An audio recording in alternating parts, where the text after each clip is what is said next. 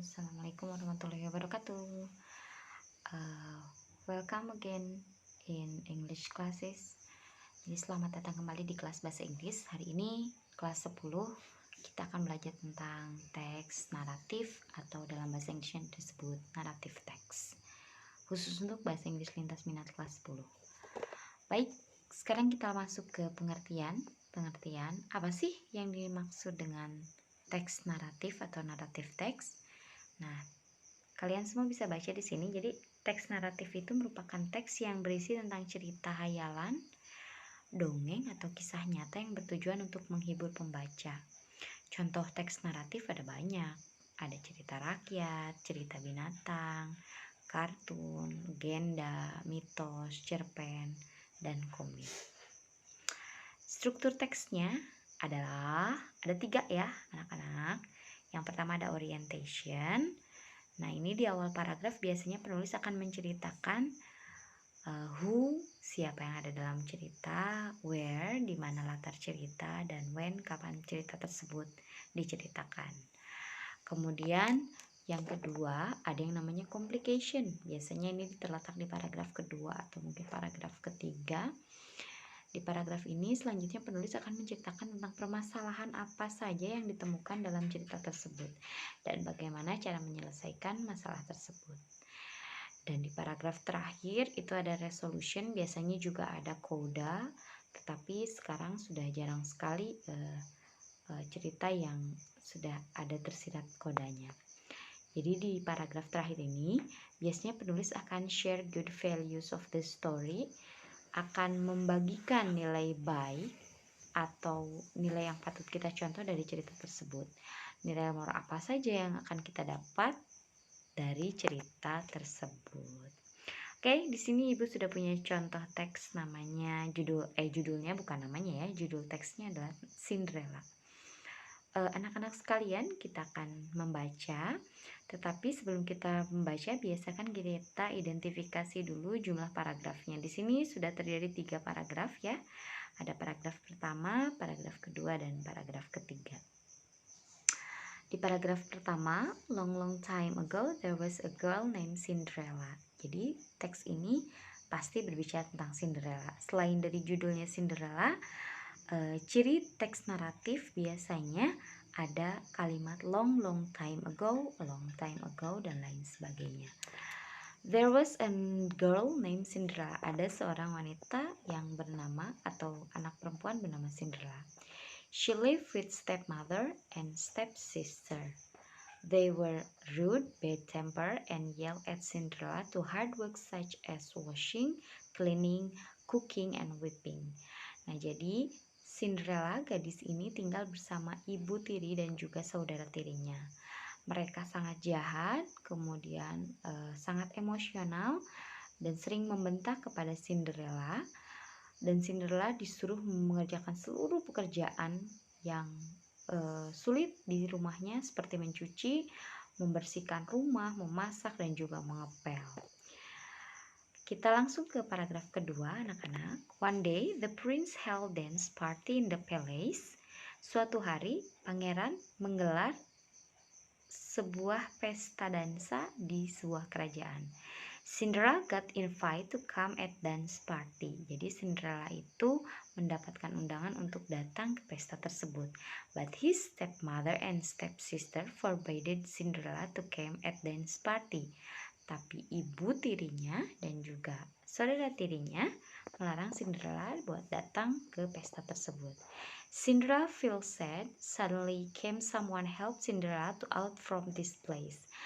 Cinderella tiba-tiba kedatangan seorang ibu peri yang menolong Cinderella untuk mendatangi dan mengatasi masalah ini, untuk mendatangi pesta dansa di sebuah kerajaan. Di paragraf terakhir, then Cinderella changed, became a beautiful with new gown and new shoe. Dan kemudian Cinderella berubah menjadi yang sangat cantik dengan gaun yang sangat luar biasa, juga sepatu kacanya yang terkenal. Cinderella went to dance party with a car. Until there, Cinderella dancing with the prince. Cinderella ke sana memiliki kereta ajaib yang diciptakan oleh ibu peri tersebut. Sampai sana Cinderella bisa berdansa dengan pangerannya. Baik, sekarang kalau kita sudah baca, dan mungkin ini tidak usah dibaca pun kita masih ingat karena banyak film-film yang sudah diadaptasi dari cerita dongeng tersebut. Sekarang let's identify. Di paragraf 1 ada 3 hal yang harus kita identifikasi. Who, siapa yang ada dalam ceritanya, where, di mana ceritanya, and when, kapan cerita tersebut itu digelar. Di paragraf 2 kita punya complication, ada what happened, problems, and solutions. Di paragraf ketiga, what is the value of this story? Nah, jadi kalian nanti akan temukan masing-masing apa sih di paragraf 1, 2, dan 3 habis ini.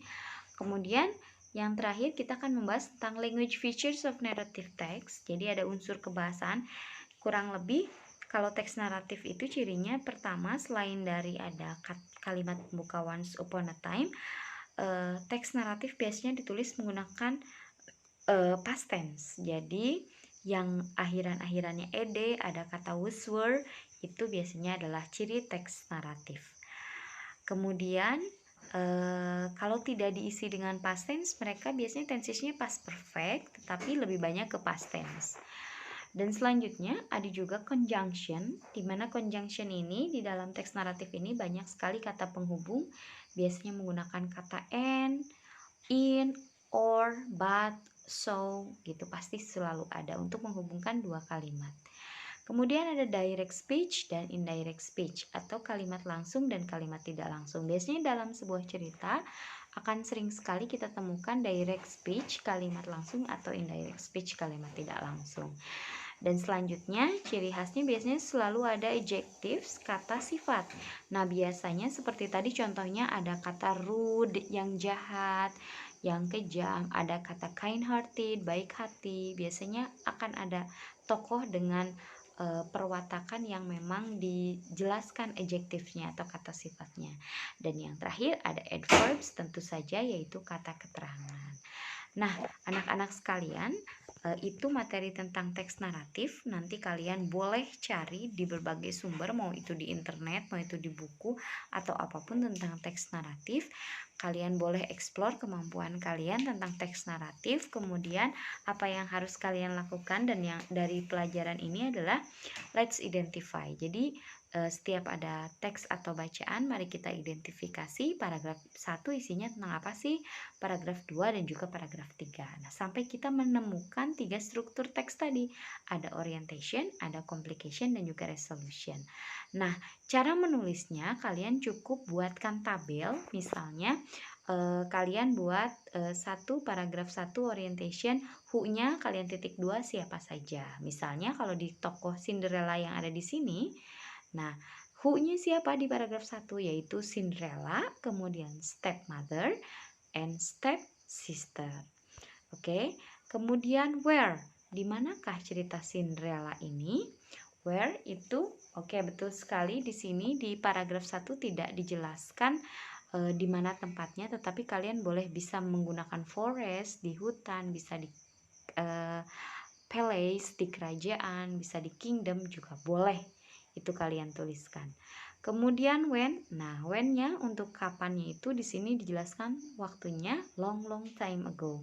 Jadi boleh kalian tulis, atau mungkin kalian boleh mengatakan dengan it's around, itu kira-kira, jadi kira-kira berapa tahun yang lalu. Oke, sekarang kita kembali lagi, kita fokus ke paragraf 2 yang isinya adalah complication. Nah, di paragraf 2 adalah sebuah masalah. Nah, kalau Cinderella ini apa sih masalahnya? Jadi Cinderella itu masalahnya adalah her stepsisters and stepmother is very rude ya, dan juga very bossy. Jadi sangat di kalimat ini bisa kita temukan rude di sini berarti kejam, dan juga bad temper juga bisa masuk. Kemudian apa sih yang menjadi solusi dari masalah tersebut? Nah, solusinya adalah kedatangan muncullah ibu peri yang membantu Cinderella untuk menghadapi kakak dan juga ibunya itu, kakak-kakak tirinya. Selanjutnya kita lihat paragraf 3. Nah, di sini di paragraf 3 ini bebas sekali. Jadi, apa sih yang bisa kalian pelajari dari cerita Cinderella ini? What is the best value for you to study about this message? Jadi, kalian bisa tulis apa saja, misalnya Cinderella mengajarkan kita untuk selalu bersikap baik hati, positive thinking, dan tidak pernah menyerah. Nah, itu juga bisa kalian tuliskan di akhir-akhir cerita. Nah, untuk minggu ini Ibu akan menjelaskan tentang teks naratif, walaupun banyak sebenarnya jenisnya, tapi kita fokus ke sini dulu. Nah, minggu ini Ibu cukupkan sekian. Terima kasih. Dan untuk absensi minggu ini kalian boleh tuliskan nama kalian juga kelas kalian di kolom komentar setelah menonton video Bu Rika.